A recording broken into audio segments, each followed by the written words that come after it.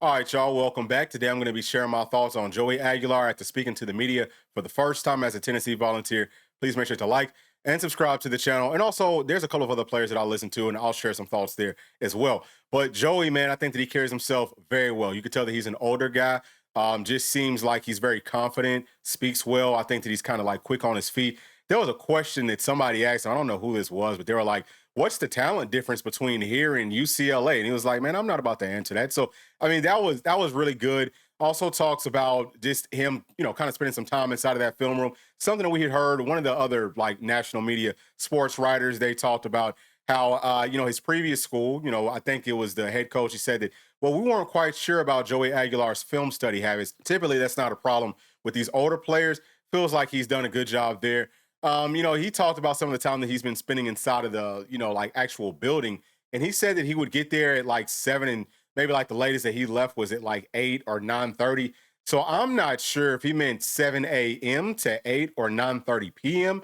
That would mean, yeah, he's putting in work. But if it's 7 p.m. or 7 a.m. to 8, so if he's only in there for like an hour or something, to me, that's not enough time. I mean, I'm sure that the building closes at some point, but he should be, and this is just me talking, right? Like, I'm not taking a shot at him, but if it is indeed the case that he's only in the building for like an hour every day, I think that you need to dedicate maybe a little bit more time from that standpoint because some of these guys like Peyton, which I'm not trying to put him, really like in the same conversation as Peyton, but we know that there were times when, would sneak into the building. You know what I'm saying? Even Eric Berry, I know that he talked about this is kind of like different, but when he was in high school, he talked about, man, we used to like sneak into the gym so that we could work out more. That's what you're looking for. But I think that he will be fine from top to bottom. He talks about working out, getting stronger. Took him not too long to pick up on Tennessee's system. I also feel like it's going to be beneficial for him as an NFL prospect, having learned so many different offensive systems. That's something that I think that, the NFL scouts, coaches, and GMs will look at very, very good. And then, obviously him having an opportunity to show and prove on this level. I think that if there ever was an issue maybe with his film study habits or with any of that at some previous schools, it's different once you get here because you realize, man, I got a real shot. I have a real opportunity inside of an offense with all this talent that, man, I could turn myself into an NFL prospect. So I think that he will be totally locked in. He talks about throwing around and stuff with the players. I think he talked about he hasn't thrown a deep ball just yet. So that's pretty interesting. Probably want to be careful with some of the maybe too much workload for the wide receivers, which is something that I have worried about. I've heard on some other shows people calling in and saying, well, hopefully he can, be inside the building all the time or they're working all the time. Yeah, I think maybe inside of the building as much as possible, just studying. Yeah, that makes sense. But you can't be out there all the time doing physical stuff because these are human beings, right? Like these aren't robots. You can't just like do too much. But now that fall camp starts tomorrow, we'll see how that deep ball looks. And he actually even said that once he first started, throwing and stuff, being more hands-on with this offense, being very new to learning. He said that basically like there were some growing pains to it, which of course there'll be some growing pains throughout fall camp too. Like I said, I would not be surprised if for maybe like the first couple of days, Joey Aguilar might not look the absolute best. I'm not saying that that is what's going to happen, but if it does happen, there's no reason for us to just panic. So, I think that he handled himself very, very well. I'm trying to think what other things. So he talked about being close with Miles Kitman. That's one that's big because obviously tight end to or quarterback to tight end, that's typically like your safety blanket. He also talks about using more check down options and not always just going for that deep ball. So I would anticipate that Miles Kitselman should have a really big year just as far as the volume of passes that he gets with the targets and things like that. That's probably going to be pretty good for us. And that should help him to actually check it down more because typically Tennessee's tight ends aren't really going vertical down the field. They are more of that check down option. So that could maybe help with some of the interceptions and things like that. He did say, man, look, if it's more 50-50, I have to learn, hey, you don't always have to take these passes. Now, 50-50, which I think that he might have, maybe like misspoke here.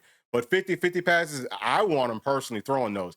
Give our wide receivers chances to make plays. Our offense hasn't done that as much, really probably since Coach Heupel's been here. I think that Hendon Hooker, he did a really good job of it. You know what I'm saying? He throws with that touch, just like Aguilar does. But really, our system more so previously, it's called for, hey, guys are wide open. You just got to kind of like loft it up to them. But a 50-50, where it's three-step drop, this is a fade, there's coverage there, give your guy that chance. We want him doing that.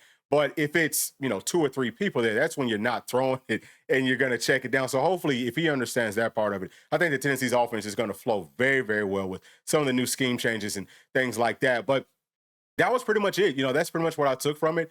I have a lot of confidence in him. You know what I'm saying?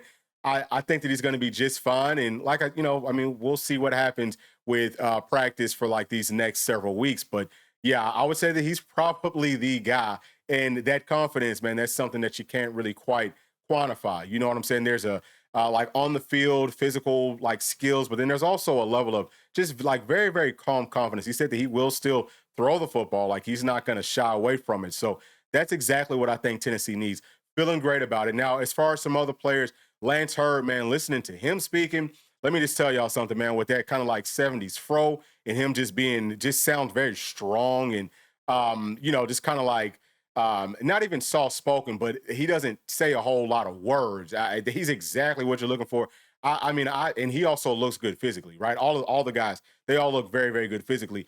But man, I think he's going to have a huge season. I think he's going to be a first round draft pick, number one offensive lineman in his class. I think in 2023 or 2024, something like that. But yeah, him and then David Sanders. He also spoke highly of David Sanders. So yeah, I mean, looking out for those guys that just have a great, great season offensive line. If they can take that step forward, obviously that would help out Joey Aguilar and whoever the starting quarterback is, and then Tennessee's running game as well. But Lance also spoke about, sounds like he might be pretty close with Joey. You know what I'm saying? Sounds like they're kind of getting close, maybe not super close, but sounds like they are at least friends because they had asked him about Joey Aguilar and playing Fortnite, and he was like, "Man, Joey probably sucks." And then Joey himself actually said, "Yeah, I'm not that good at Fortnite. Miles actually has to carry me." So they know one another, and that's always really positive. Obviously, Joey Aguilar, he's been taking his offensive line out to eat. That's always great.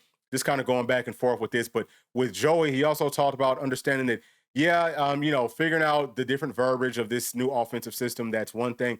But really, it's more just about getting close with my teammates. And that was the biggest hurdle. That is going to be the biggest hurdle. Think that we might have gotten over that. But obviously, throughout fall camp, that's going to get even better. But I think that he's going to be a really, really good leader for this team. Again, I think he's exactly what we need. But Lance Hurd, looking for him too to be that leader and just like being that blindside bodyguard that our quarterback needs. Listening to Ricky Gibson, there were some pretty good takeaways for me personally.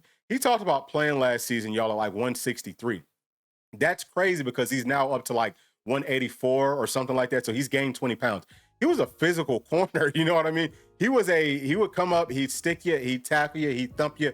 Him gaining 20 pounds is only going to make him faster. It's only going to make him stronger and better. He was a great player for us last year. I think that this season, man, he's going to have a just tremendous, tremendous season. I could very easily see him being a first round draft pick.